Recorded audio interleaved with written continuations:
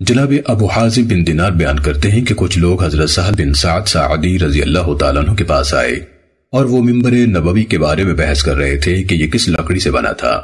ان لوگوں نے ان سے اس کے بارے میں پوچھا تو انہوں نے کہا، قسم اللہ کی، میں خوب جانتا ہوں کہ وہ کس چیز سے بنا تھا، اور میں نے اسے پہلے ہی دن جب وہ رکھا گیا اور رسول اللہ صلی اللہ علیہ وسلم اس پر بیٹھے تھے دیکھا تھا۔ رسول اللہ صلی اللہ علیہ وسلم نے فلاں عورت کے ہاں پیغام بھیجا۔ سہل نے اس عورت کا نام بھی ذکر کیا کہ اپنے بڑے غلام سے کہو کہ مجھے کچھ لکڑیاں جوڑ دے، جب میں لوگوں سے خطاب کروں تو اس پر بیٹھ جایا کروں۔ چنانچہ اس نے اپنے غلام سے کہا تو وہ اسے طرفاء الغابہ یعنی جنگل کی ایک لکڑی جھاؤ سے بنا کر لے آیا۔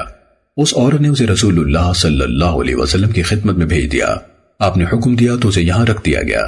پھر میں نے آپ کو دیکھا کہ آپ نے اس پر نماز پڑھی، اس پر کھڑے ہو کر تکبیر تحریمہ کہی، پھر رکوع کیا، اور آپ اسی کے اوپر تھے۔ پھر آپ پچھلے پاؤں نیچے اتر آئے اور ممبر کی جڑ میں نیچے سجدہ کیا۔ پھر آپ ممبر پر چڑھ گئے۔